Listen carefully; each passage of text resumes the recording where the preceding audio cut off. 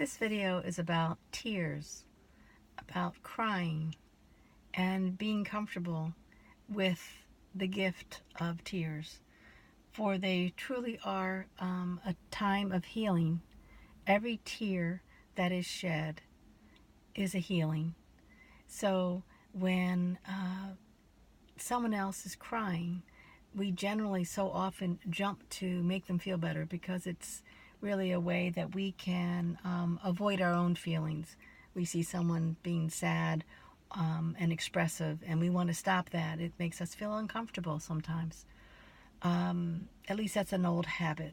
So let's break that old habit to welcome the tears, because tears, just like joy and sorrow, are all part of the same thing.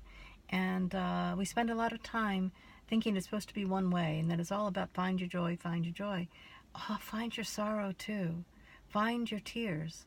Allow them to happen, because they have unexpected presence.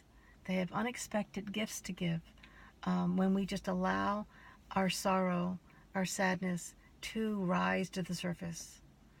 Sometimes we can tend to just do everything in our power to avoid feeling that sadness, or feeling something, feeling an emptiness, whatever it might be, and we want to fill it up as quickly as possible. So make sure you take time to allow whatever the feelings that you might be having or someone else might be having to just be.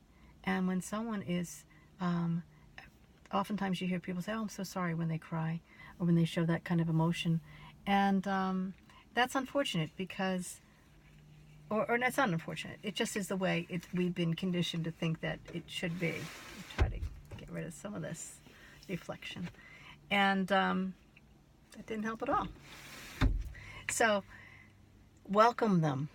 And when somebody cries, reassure them to keep crying. Just be quiet and be with them. And if they try to stop it or try to swallow their tears or talk through their tears, just suggest gently that it's okay. It's okay to cry. It's okay to cry. Let the tears out. The tears have something to say.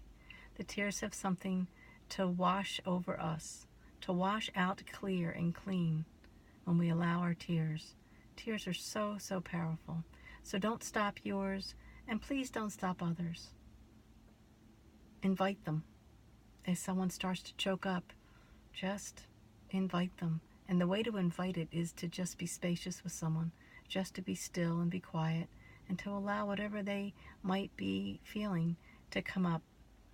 And they can talk about it after their tears, but don't have someone explain to you or to themselves why you're crying. No, because when you do that, you're pulling someone from their belly, from their seat of their emotion.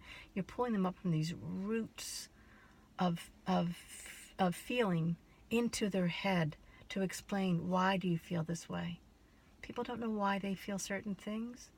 They just feel. So just give space for the feeling. And the sun is coming into this funny angle, so I should just allow that too.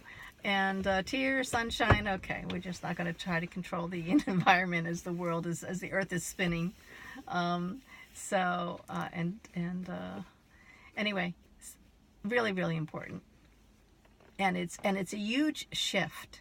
It's a huge shift in thinking, because we jump when someone cries to try to stop them, to try to make them feel better.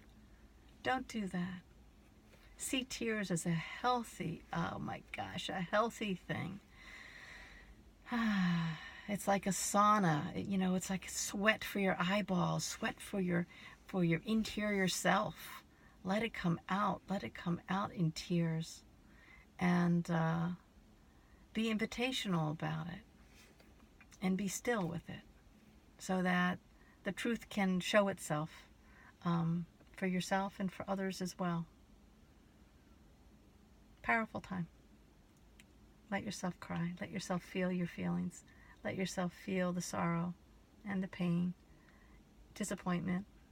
And there's a beautiful thing you can do too with it. And it's like when you feel, if you're sitting in silence with yourself and maybe meditating, and a feeling comes up, so often people will jump to get back to a mantra or get back to something other than that feeling. And there's a beautiful new way of looking at things. I think it's new. It might be ancient. And that is to say, welcome, like whatever it is, welcome fear, welcome sadness, welcome disappointment, and just sit with it. Be who you truly are, because who you truly are all these manifestations of feelings and emotions. All these things make up who we are. So you don't want to ignore any piece of it, because you're denying the truth of who you truly are. So we're a bundle of lots of things, an enigma wrapped in an enigma. So let some of those things out by not thinking it's supposed to be something different than what it is. It is what it is. Allow. Say welcome. Welcome, sadness. What am I sad about? Or not even try to think about it. Just give it space. Give it space. It'll show itself. Everything shows itself in time, in one way or another. And what we want to do is we want to be as healthy as possible in showing what those feelings might be. Do you know, when they come out sideways or snappy at somebody, it's coming out sideways because we haven't dealt with our own emotional issues. So we deserve so much to be heard in that way, to hear ourselves in those ways that may not fit the constructs of this is what good behavior, this is what healthy behavior looks like. Healthy behavior, whatever it is you're feeling, is healthy. Whatever you're feeling is a form of health care to allow it out. Let me qualify what I just said. Yeah, to allow it out, to give it space is a healthy thing. And even just sitting in quiet, allowing that to happen, can make something evolve and revolve for you. Hope you enjoyed that.